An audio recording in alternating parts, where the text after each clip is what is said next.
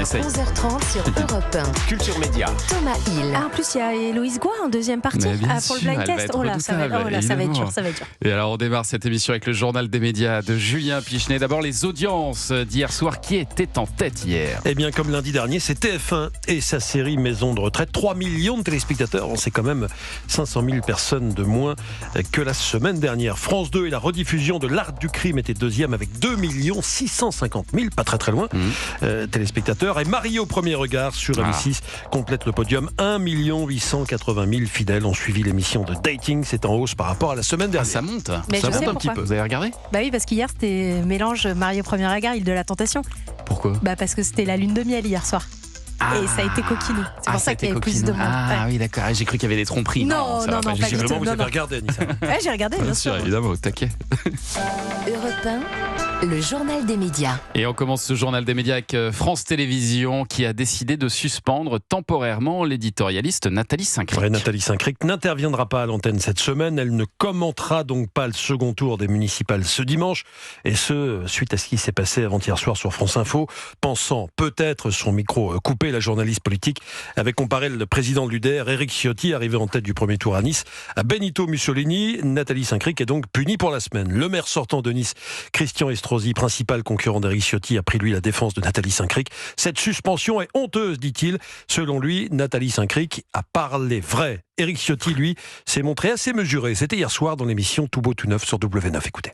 C'est naturellement un peu désespérant. Alors soit on le prend comme un a priori idéologique, ce qui est possible, et ce qui globalement existe quand même dans le service public, parce qu'il y a une hostilité dominante à ce que pense aujourd'hui une majorité de Français. Mais je connais bien Nathalie Saint-Cricq et objectivement, j'ai toujours eu des relations cordiales avec elle. Donc je ne sais pas si c'est un trait d'humour. Elle s'est excusée à l'antenne, elle s'est excusée auprès de moi. Delphine Ernotte m'a appelé ce matin pour s'excuser également. Voilà, Éric Ciotti qui ne voulait pas mettre d'huile sur le feu après ce qui est arrivé donc dimanche soir sur France Info. Et puis à la une aussi de l'actualité des médias, M6 qui bouleverse sa grille ce soir pour rendre hommage à Bruno Salomon. T'es qui toi? Tequila. Brice de Nice. Ouais, moi c'est Igor Dosgor. Igor Dosgor? Cherche pas, t'as tort.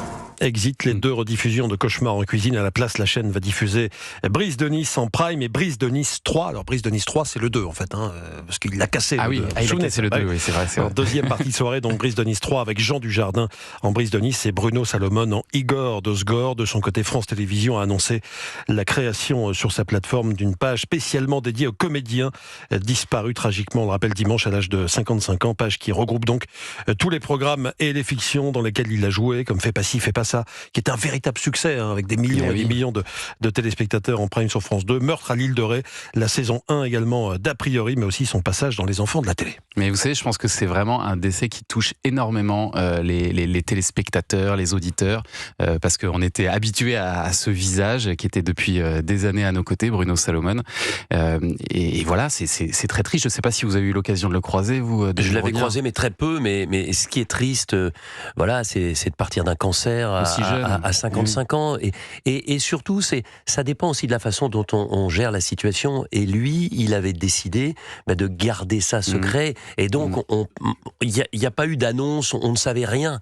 Et on est passé d'aucune information. Voilà, exactement. Et en tout cas, moi, je suis très frappé et très touché par les hommages des comédiens qui étaient avec lui et qui sont extrêmement forts, extrêmement tendres. Ouais, c'est vrai. Allez, un mot aussi sur le festival Cannes Série qui s'ouvrira le 23 avril prochain. Oui, cette année encore, votre radio Europe 1 est partenaire du festival Cannes Série. En attendant le mois prochain, c'est à vous, chers auditeurs, de voter pour votre série francophone préférée qui remportera peut-être le prix Europe 1. Parmi les œuvres sélectionnées, Empathie de Canal+, Des Vivants, diffusé sur France Télé, ou encore Montmartre, qui avait été diffusé sur TF1. Rendez-vous sur le site ou l'appli Europe 1 pour voter pour votre série favorite.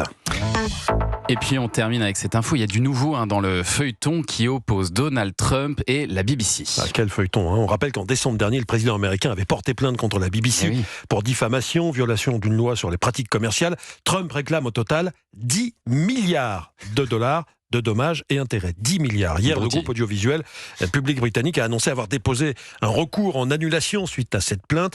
En d'autres termes, la BBC conteste la compétence du tribunal de Floride et a déposé une requête de son côté en irrecevabilité de la plainte de Donald Trump. La suite au prochain épisode. 10 milliards. Est-ce que la BBC peut payer 10 milliards? Ça me paraît compliqué cette histoire. Merci beaucoup Julia pour ce journal des médias.